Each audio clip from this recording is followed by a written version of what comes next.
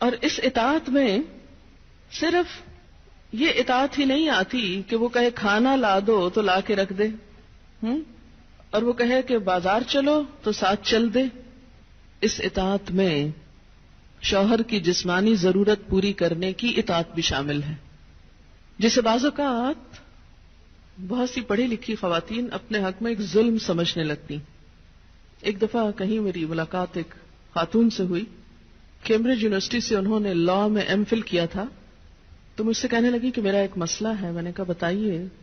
کہنے لگی کہ میرا شوہر مجھے ریپ کرتا ہے میری مرضی کے بغیر. میں نے کہا قانون پڑھ کے قانونی ٹرمز ہی گھر میں بھی استعمال ہوں گی.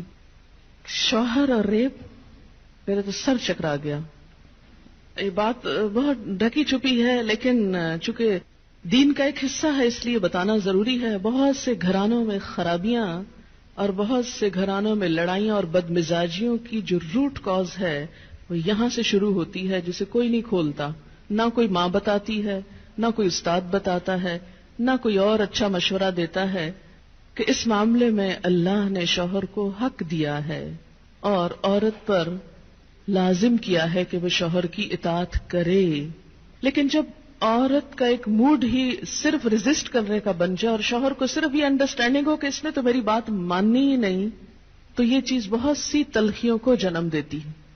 ایسے میں عورت اور مرد کے مزاج میں چونکہ قدرتی فرق ہے، بعض اوقات شوہر کی جو ڈیمانڈ ہوتی ہے عورت نہیں پوری کر سکتی، یا عورت کا مزاج اس سے مختلف ہے، یا عورت اس کو اپنے لیے ایک مصیبت اور بوجھ سمجھتی ہے، تو بھی اس موقع پر اطاعت کہ اللہ کا حکم ہے.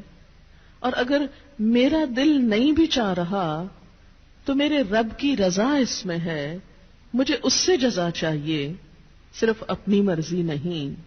آپ دیکھیں کہ جب سے عورت نے اپنے اوپر گھر اور باہر کی دوہری ذمہ داری لی تو اس میں عورت کے لیے اس مقام پر اطاعت شوہر زیادہ مشکل ہو گئی، کیونکہ وہ دن بھر باہر کے کاموں سے اتنی تھکی ہوئی ہے کہ اب وہ اس قابل نہیں کہ شوہر کی بات مان سکے. وہ بے شمار گھر کے علاوہ باہر کی ٹینشنز میں گرفتار ہے. لہذا ایک طرف اپنا گھر خراب کر رہی ہے، چاہے ایک شوہر کو اگر روز نہ ہی سننی پڑے تو اس کی توجہ لازماً باہر جائے گی، وہ کہیں اور دیکھے گا، ذمہ دار کون ہوگا. اور دوسری طرف اللہ تعالیٰ کی ناراضگی بھی. اللہ کی رضا شوہر کی رضا میں ہے اور اللہ کی ناراضگی شوہر کی ناراضگی میں ہے. ہاں یہ الگ بات ہے کہ اگر شوہر ناروا زیادتی کرتا ہے اور بالکل بے رحم ہے یا ایسا کو مطالبہ کرتا ہے کہ جو ناجائز میں آتا ہے، وہ تو نہیں پورا کرنا. جیسے آپ کو بتایا گیا کہ فطری طریقے کے علاوہ کوئی بھی ایسا طریقہ خواہ وہ شوہر اور بیوی کے درمیان ہی کیوں نہ ہو اسے حرام قرار دیا گیا، چاہے وہ عمل قوم لوط سے ملتا ہو یا اورل سیکس ہو، یہ تو ناجائز ہے ہی. لیکن فطرت کے دائرے میں، اور اس میں بنیادی چیز جو باہم کاؤنٹ کرتی ہے وہ باہم ایک دوسرے کے ساتھ کوآپریٹ کرنا ہے، ایک دوسرے کے مزاج کو سمجھنا ہے اور ایک دوسرے کے ساتھ تعاون ہے. لیکن آپ دیکھیں کہ ہمیشہ آئیڈیل صورتحال نہیں ہوا کرتی، ہر شخص اتنا کنسیڈریٹ نہیں ہوتا. لیکن اللہ تعالیٰ نے عورت کو جہاں شوہر کو باہر کی مشقت دی نا، کتنی مشقت ہوتی ہے گرمی میں، دھوپ میں. اب مثلاً ہر شخص کا ایئر کنڈیشنڈ آفس تو نہیں ہے کہ وہ وہاں بیٹھ کے کام کر رہا ہے. بہت سے مرد سڑکوں پہ سڑکیں بنا رہے ہیں دھوپ میں کھڑے ہو کر، کچھ کھیتوں میں کام کر رہے ہیں، کٹائیاں کر رہے ہیں فصلوں کی، کوئی اور مکان بنا رہے ہیں، دھوپ میں کام کر رہے ہیں. تو مرد اگر سارے دن کی باہر مشقت کرتا ہے تو وہ بھی ایک پینفل کام ہے، اور اس نے محنت کی اور بیوی کے لیے سارا آرام فراہم کیا، کھانا پینا باقی ضروریات. اب اگر بیوی کو اس کا مطالبہ پورا کرنے میں تھوڑی تکلیف ہو رہی ہے تو کیا ہوا کہ موڈ نہیں یا دل نہیں مان رہا تو کیا ہوا، نہ صحیح.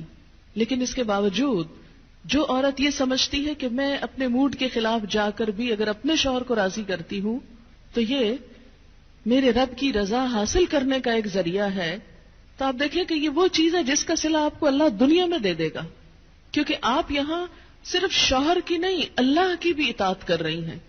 کیونکہ ایک مسلمان عورت کو اس کے رب نے یہ حکم دیا ہے. اور اس میں وہ حدیث آپ نے سن رکھی ہوگی اور عورتوں کو سنانے میں بڑی مشکل پیش آتی ہے مجھے ہمیشہ, اور عورتیں ایک دم اوفینڈ ہونے لگتی ہیں. لیکن بات یہ ہے کہ چونکہ اللہ کے رسول صلی اللہ علیہ وسلم نے فرمایا ہے اور ہم ان کا نام سن سن کے روتے ہیں محبت میں اور نعتیں سن سن کے جھومتے ہیں, تو یہ حکم بھی آپ کا مان لینا چاہیے اور اس حدیث کو بھی سن لینا چاہیے اتنی ہی خوشی سے جتنی خوشی سے ایک نعت سنتے ہیں. نبی صلی اللہ علیہ وسلم نے فرمایا, جب مرد اپنی بیوی کو اپنے بستر پر بلائے اور وہ نہ آئے تو صبح تک فرشتے اس پر لعنت کرتے ہیں.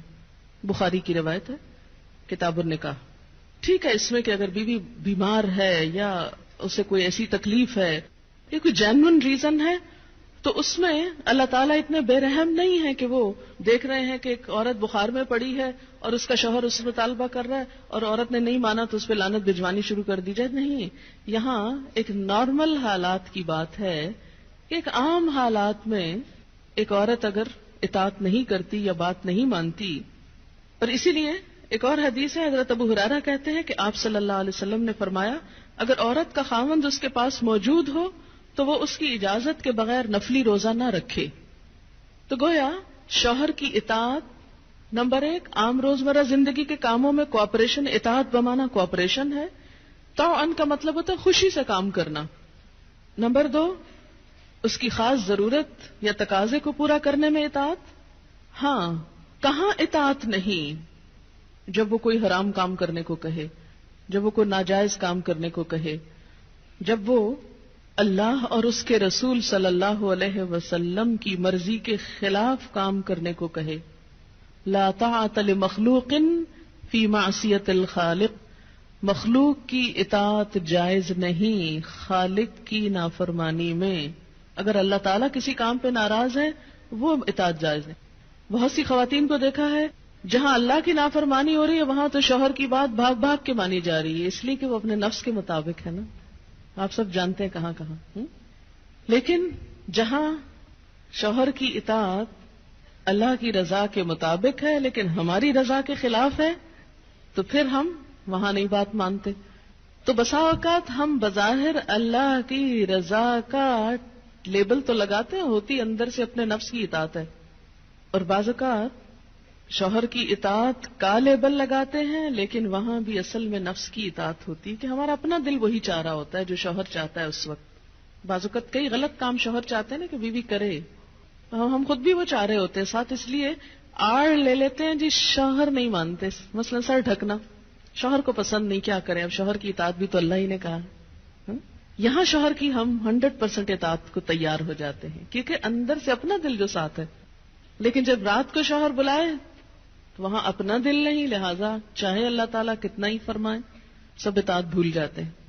تو ایک مسلمان عورت, ایک فرما بردار عورت شوہر کے لیے اطاعت گزار ہے. میں کہتی ہوں کہ اگر عورتیں صرف اس آیت کے چھوٹے سے حصے جو 2 لفظ پر مبنی ہے فالصالحات قانتات پر عمل کریں, ان کے گھریلو زندگی کے 50% مسائل خود حل ہو جائیں گے. آدھے مسئلے یہیں سے حل ہو جائیں گے کیونکہ مرد سیٹسفائیڈ ہوگا, اس کی نگاہیں اور عزت محفوظ ہوگی تو وہ اپنا کوئی بھی کام دل جمی سے کر سکے گا. اگر وہ مطمئن نہیں گھر کی طرف سے تو گھر تو کیا باہر بھی وہ کام درست طور پر نہیں کر سکے گا. تو فالصالحات قانتات, نیک عورتیں فرما بردار ہوتی ہیں.